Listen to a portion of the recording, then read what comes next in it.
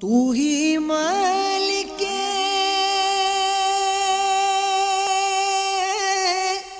بحر و بر یا اللہ یا اللہ، تو ہی خالق جن و بشر ہے یا اللہ یا اللہ۔ الحمدللہ رب العالمین والصلاة والسلام علی سید المرسلین، اما بعد فاعوذ باللہ من الشیطان الرجیم، بسم اللہ الرحمن الرحیم۔ الصلاة والسلام علیک یا رسول اللہ وعلی آلک واصحابک یا حبیب اللہ۔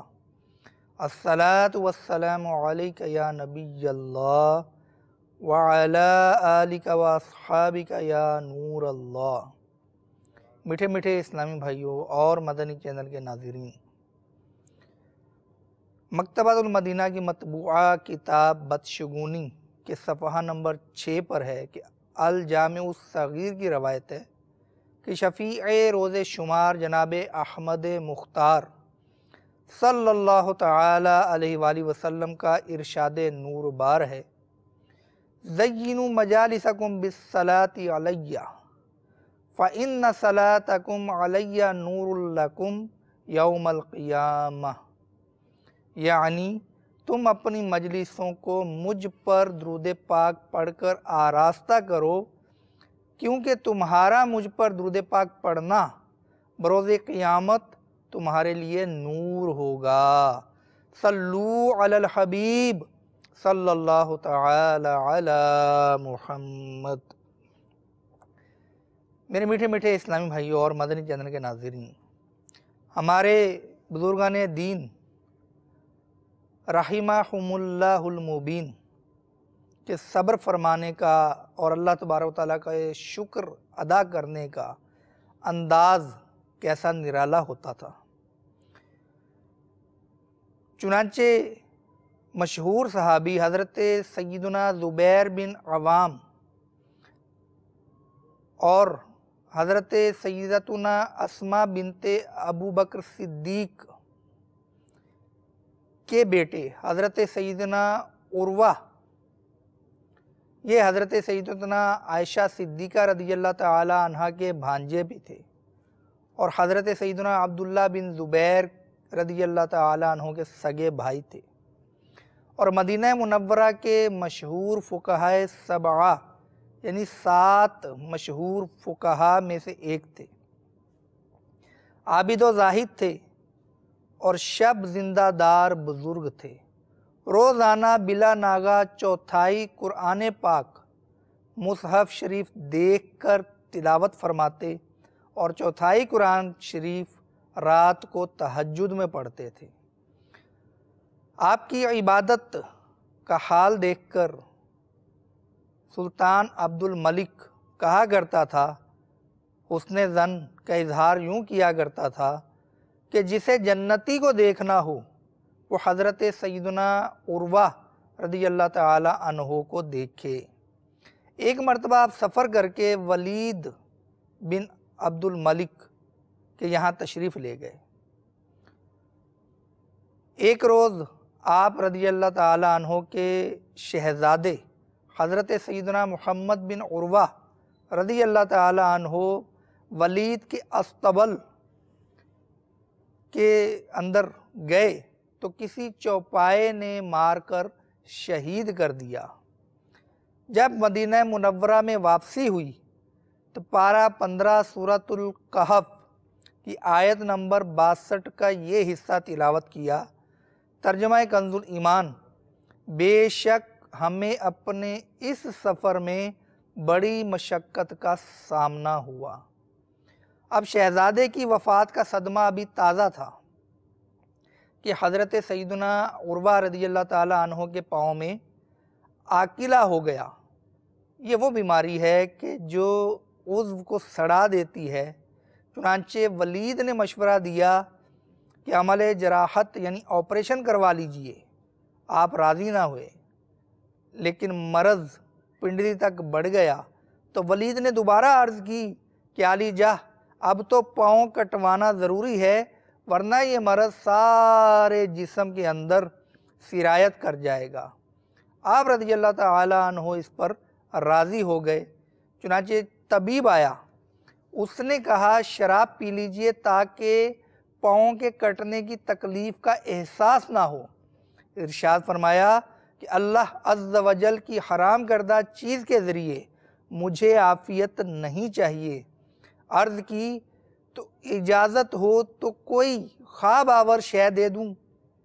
فرمایا میں نہیں چاہتا کہ کوئی عضو کاٹا جائے اور مجھے تکلیف کا احساس نہ ہو اور تکلیف اور صبر کے ذریعے اجر سے محروم ہو جاؤں۔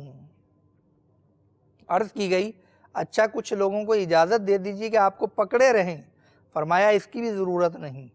بالآخر پہلے پاؤں کا گوشت چھری سے اور پھر ہڈی آری سے کاٹی گئی، مگر آپ کا صبر و تحمل مرحبا کہ زبان سے اف تک نہ کی اور مسلسل ذکر اللہ میں مصروف رہے، حتیٰ کہ جب لوہے کے چمچوں کے ذریعے زیتون شریف کے کھولتے ہوئے تیل سے زخم کو داغا گیا تو شدت درد سے بے ہوش ہو گئے۔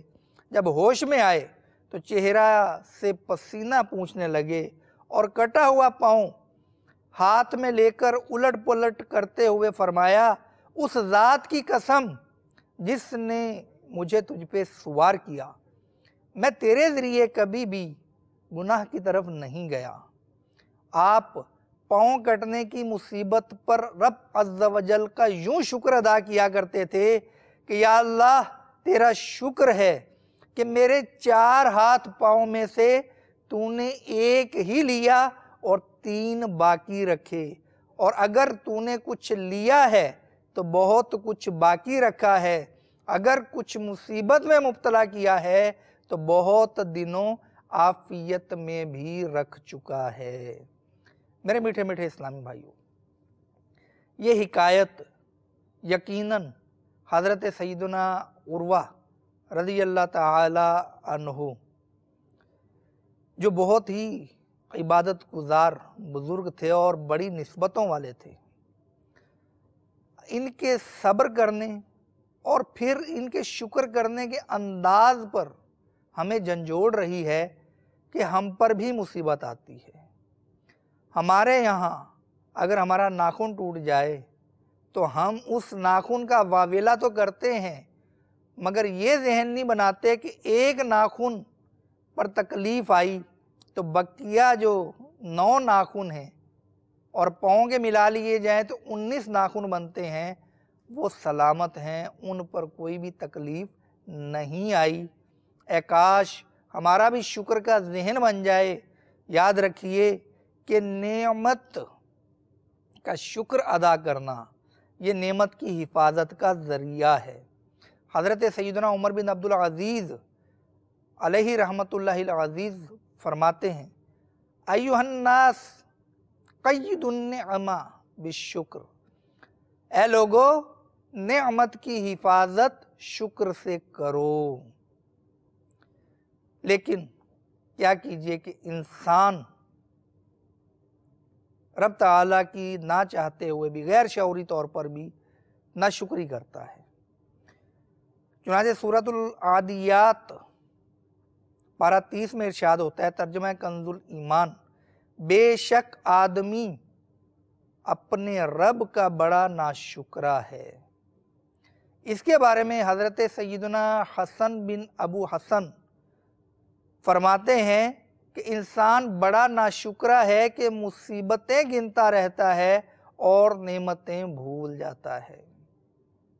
بعض اوقات آپ کو کچھ افراد ملتے ہیں، وہ افراد بڑی مایوسی کا شکار ہوتے ہیں، چہرہ لٹکا ہوا اور عجیب مایوسی کی کیفیت، اور جب ان سے پوچھا جائے کہ کیا وجہ ہے کہ آپ اس قدر پریشان دکھائی دے رہے ہیں تو وہ پوری لسٹ گنوا دیتے ہیں اپنی مصائب کی، اپنی محرومیوں کی۔ لیکن ان کی محرومیاں 100 200 300 400 500 600 تک بھی ہوں، اگر نعمتوں کو گنوایا جائے تو نعمتوں کو تو ہم شمار کر ہی نہیں سکتے۔ چلیں فرض کر لیجئے کہ 6000 نعمتیں، تو ہزارہا رب تعالیٰ کی نعمتیں ہوتے ہوئے یہ چند مصائب کو یاد رکھنا اور نعمتوں کو بھول جانا، کیا یہ ناشکری نہیں ہے؟ یاد رکھیے کہ شکر سے نعمتوں کی حفاظت ہوتی ہے۔ ابھی آپ نے سنا، بسا اوقات ایسا بھی ہوتا ہے کہ کوئی اسلامی بھائی یہ تمنا کر رہا ہوتا ہے کہ میرے کاروبار کا نفع تھوڑا سا بڑھ جائے، تھوڑی سی میری سیلری بڑھ جائے۔ تو جب اس کی سیلری بڑھتی ہے اور کوئی پوچھتا ہے کہ جناب اب تو آپ کی سیلری بڑھ گئی، تو جواب پتہ کیا ملتا ہے؟ جی تھوڑی سی بڑھی ہے۔ آپ کا ماشاءاللہ اب تو نفع بڑھ گیا، جی تھوڑا سا بڑھا ہے۔ تو اب آپ بتائیے کہ یہ جو تھوڑا سا کہنا، یہ کہیں رب تعالیٰ کی ناشکری تو نہیں ہے؟ یہ تھوڑا سا بھی نہ بڑھتا تو کیا کرتے؟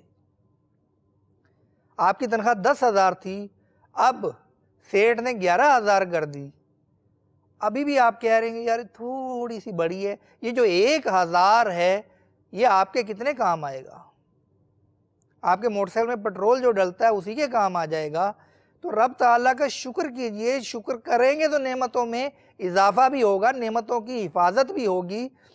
آپ بالکل اس کی مثال یوں سمجھیے کہ اگر کوئی دنیا میں شخص ہمارے اوپر احسان کرے اور وہ کچھ رقم ہمیں ہماری مدد کے لیے، ہماری خیرخواہی کے لیے پیش کرے، اور وہ پھر کہے کہ جناب اب تو آپ خوش ہیں، تو ہم نہ چاہتے ہوئے بھی کہ اس کو برا لگے گا، ہم کہتے ہیں کہ جناب ہاں بالکل جناب بڑی مہربانی آپ کی۔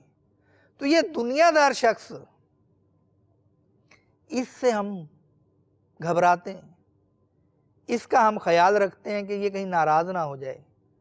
وہ رب عز و جل جس نے اس دنیا دار شخص کو توفیق دی کہ آپ کی مدد کرے، اس رب کی ناشکری کرتے ہیں کہ تنخواہ بڑھی لیکن بہت تھوڑی سی بڑھی۔ بڑا دل جلانے والی بات ہے۔ تھوڑی بڑھے زیادہ بڑھے، رب تعالیٰ کا شکر ادا کیجئے۔ آج 1000 بڑھی ہے تو کل 4000 بھی بڑھ سکتی ہے، کل 5000 بھی بڑھ سکتی ہے۔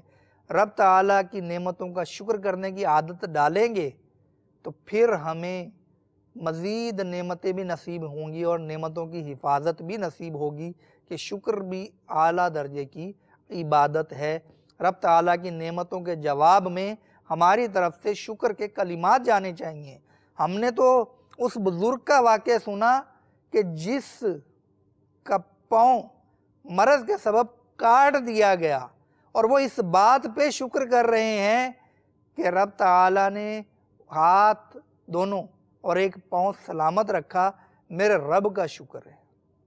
میرے میٹھے میٹھے اسلامی بھائیوں، بسا اوقات ہم کسی چیز کو اپنے حق میں اچھا سمجھتے ہیں لیکن وہ ہمارے حق میں بہتر نہیں ہوتی۔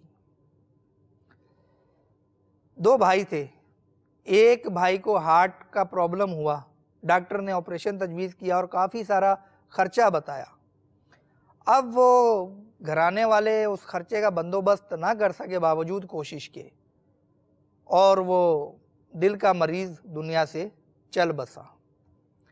اب جو دوسرا بھائی تھا اس کو بھی یہی مرض لاحق ہوا، ڈاکٹر نے اس کو بھی آپریشن تجویز کیا اور اتنا ہی خرچہ بتایا۔ اب پہلے بھائی کے تجربے کو سامنے رکھتے ہوئے دوسرے بھائی کے ساتھ بھی کہیں ایسا نہ ہو، اب خوب تگ و دو کر کے کسی نہ کسی طرح سے آپریشن کا بندوبست کیا گیا۔ اب جب آپریشن ہو چکا تو آپریشن ہونے کے بعد دوائیوں کا سائیڈ ایفیکٹ ہوا، دوائیوں کے مضر اثرات ہوئے اور اس شخص کو فالج گر گیا، فالج میں مبتلا ہو گیا۔ اب دل کا علاج کرتے کرتے اور امراض پیدا ہو گئے، حتیٰ کہ وہ بیچارہ بستر پہ پڑا دنیا سے رخصت ہو گیا۔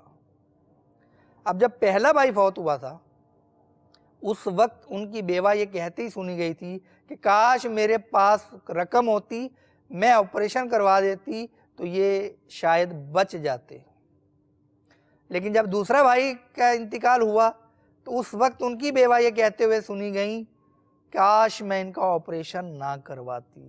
تو میرے میٹھے میٹھے اسلامی بھائیوں، ہمارے حق میں کیا بہتر ہے ہمیں نہیں پتہ۔ تو نعمتوں کی حفاظت کیجئے، اللہ تعالیٰ کا شکر ادا کرنے کی عادت ڈالیے۔ اب شکر کریں کیسے؟ حضرت سیدنا عمر بن عبدالعزیز علیہ رحمت اللہ العزیز فرماتے ہیں، اللہ تعالیٰ کے شکر ادا کرنے کا طریقہ یہ ہے کہ اس کی نافرمانی کو ترک کر دیا جائے۔ ہم اپنے رب عز و جل کا زبان سے بھی شکر ادا کریں کہ یہ شکر باللسان ہے۔ ہم اپنے رب عز و جل کا دل سے بھی شکر ادا کریں، یہ شکر بالجنان ہے، دل کے ساتھ شکر ہے۔ اور ہم اپنے رب عز و جل کا جسم کے اعضاء کے ساتھ بھی شکر ادا کریں کہ شکر بالارکان ہے۔ میرے میٹھے میٹھے اسلامی بھائیوں، کیا ہم زبان سے رب تعالیٰ کا شکر ادا کرتے ہیں؟ کہیں ایسا تو نہیں کہ شکوہ شکایت ہمارے لب پہ جاری رہتا ہے اور جب نعمت ملے تو ہم رب تعالیٰ کے شکر کو فراموش کر دیتے ہیں، شکر ادا ہی نہیں کرتے۔ زبان بھی اللہ تعالیٰ کا شکر ادا کرے، دل بھی اللہ تعالیٰ کا شکر ادا کرے، اور ارکان جسم کے اعضاء کس طرح شکر ادا کریں گے؟ ابھی آپ نے سنا کہ رب تعالیٰ کی نافرمانی سے بچا جائے۔ حضرت سیدنا بشر حافی علیہ رحمت اللہ الہادی نے بڑی ہی پیاری نصیحت ارشاد فرمائی، دل کے کانوں سے سنیے گا۔ فرماتے ہیں کہ جو شخص باقی اعضاء کو چھوڑ کر صرف زبان سے شکر ادا کرتا ہے، اس کا شکر کم ہے، کیونکہ آنکھ کا شکر یہ ہے کہ اچھی چیز دیکھے تو اسے یاد رکھے، اور بری چیز دیکھے، کسی کا عیب دیکھے تو پردہ پوشی کرے۔ اور کان کا شکر یہ ہے کہ اگر اچھی بات سنے تو اسے یاد رکھے، اور بری سنے تو اسے بھول جائے۔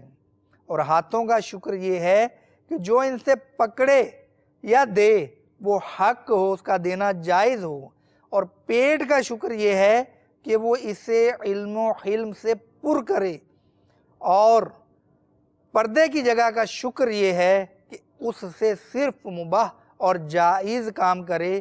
اور پاؤں کا شکر یہ ہے کہ اس سے صرف نیک کام کی طرف جائے۔ جو ایسا کرے وہ حقیقی شکر کرنے والوں میں سے ہے۔ میرے میٹھے میٹھے اسلامی بھائی، اللہ تعالیٰ کی نافرمانی سے بچنا بھی شکر۔ آپ نے ہاتھ، پاؤں، آنکھ، کان کے شکر کا انداز بھی سنا۔ ہم اپنی زندگی پر غور کریں کہ کیا ہم رب تعالیٰ کی نافرمانی سے بچ کر اس کا شکر ادا کرتے ہیں؟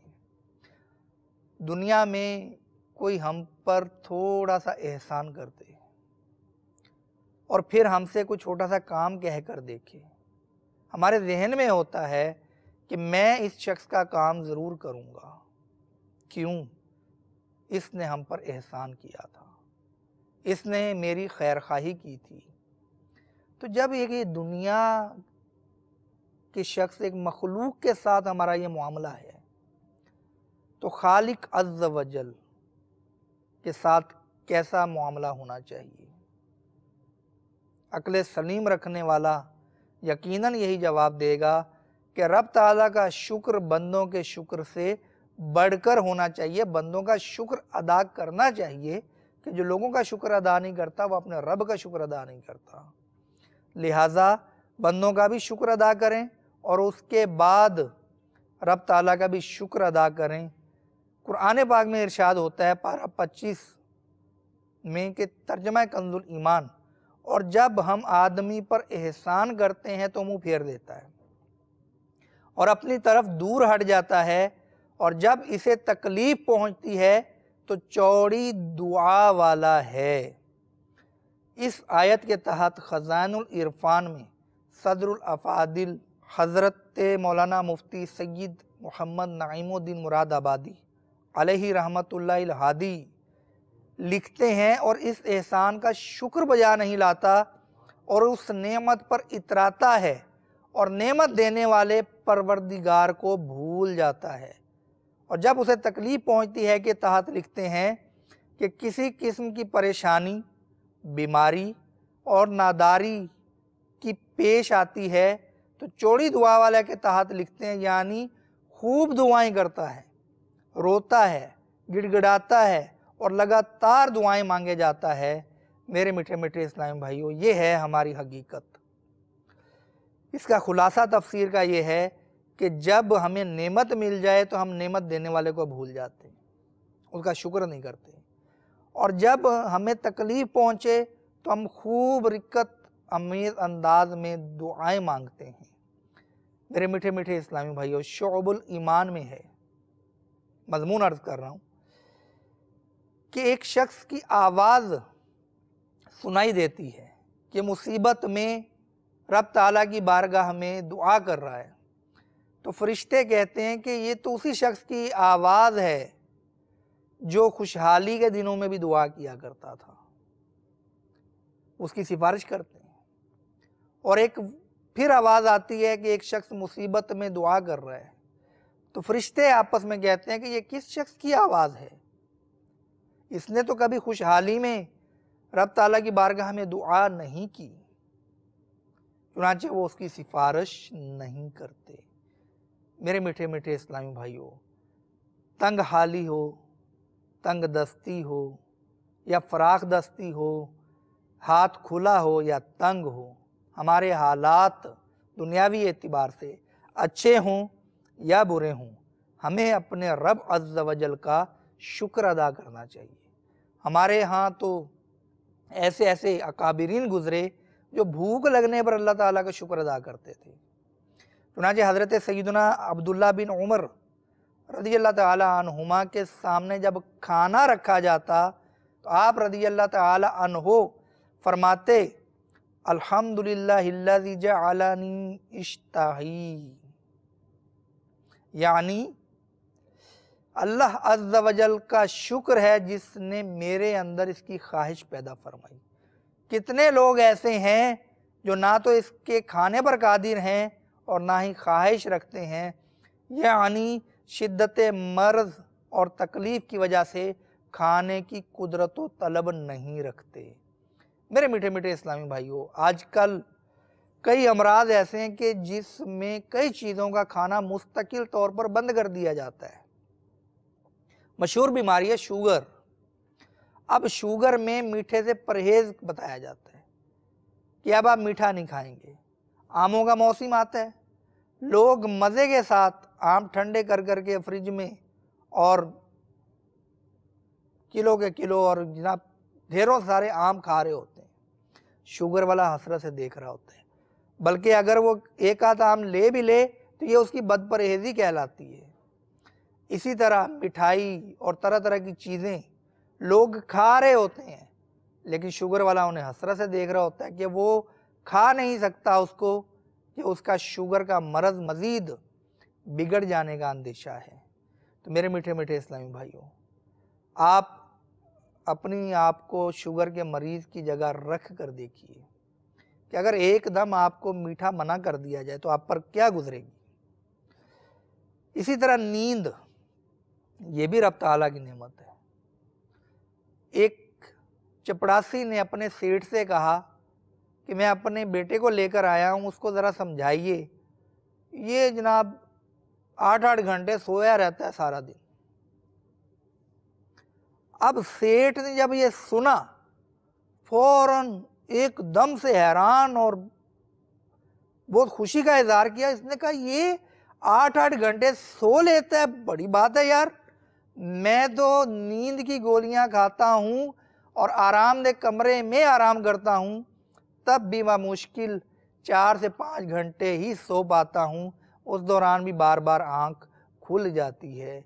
میرے میٹھے میٹھے اسلامی بھائیوں، جن کو نیند پراپر آتی ہے وہ ان لوگوں پر غور کریں کہ جن کو نیند برابر نہیں آتی، وہ بیچارے کروٹیں بدلتے ہوئے رات گزار دیتے ہیں اور دن میں ان کا کام متاثر ہوتا ہے۔ یہ نیند بھی رب تعالیٰ کی نعمت ہے، یہ بھوک رب تعالیٰ کی نعمت ہے۔